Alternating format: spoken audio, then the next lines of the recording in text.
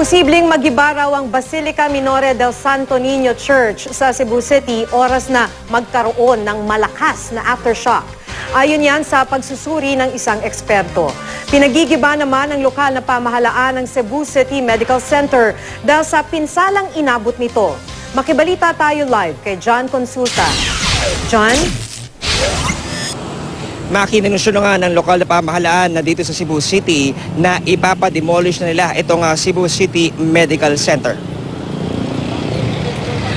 Ayon kay Cebu City Mayor Michael Rama, masyadong malaki ang pinsalang tinamo ng ospital, lalo pat lubhanan na kompromiso ang structural integrity ng gusali.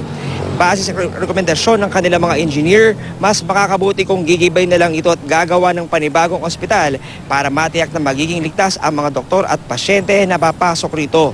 Pinalipat naman ni Secretary Mar Rojas sa mga inilikas na pasyente galing CCMC na nagtitiis sa ilalim ng mga tolda sa covered court ng Bureau of Fire. Mas maiigan ni raon ito para mailayo sa impeksyon at polusyon ang mga may sakit, bagay na pinasalamatan ng mga pasyente. Binisita naman ni Vice President Jejomar Binay ang Basilica del Santo Niño sa Cebu at nagpahayag ng suporta sa muling pag-asaayos ng simbahan, partikular ang bumagsak na bell tower nito.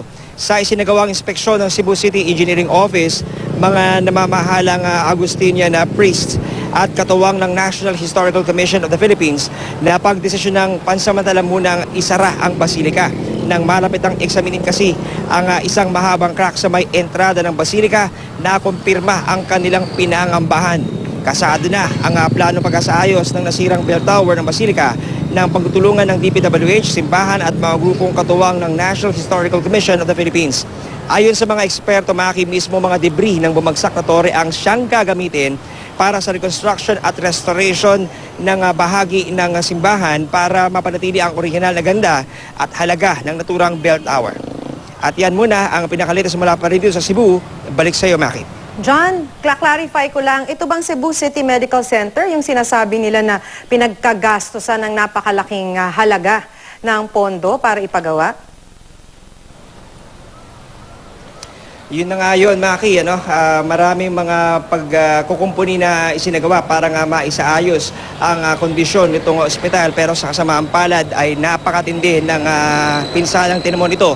Partikular dito sa ikalawang palapag ng ospital, Maki, napakalaki ng mga bitak na nakita rito at sabi nga nila, mayroong mga proposal, Maki, na magkaroon ng retrofitting, pagkukumpuni, pero base na rin sa rekomendasyon ng mga engineers ay mas makakabuti kung gagawa na lamang ng panibagong ospital dahil mas magiging ligtas ito para sa mga pasyente at mga doktor na papasok rito, Maki. So, John, ito bang Cebu City Medical Center, is this a public hospital at public funds ba ang ginamit para ipagawa ito? Because it looks new.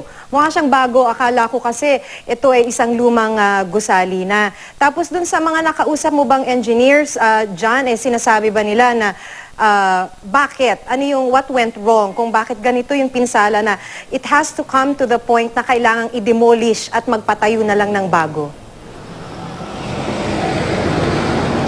Alam mo, Maki, isa pa rin yun sa bahagi pa rin ng kanilang sinasagawang investigasyon, yung magiging dahilan kung bakit ganito kalaki yung mga naging bitak, pinsala na tinamo itong ospital.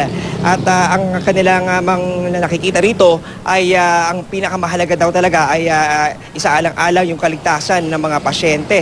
Aminado sila na medyo malaki-laki nga itong gusaling ito.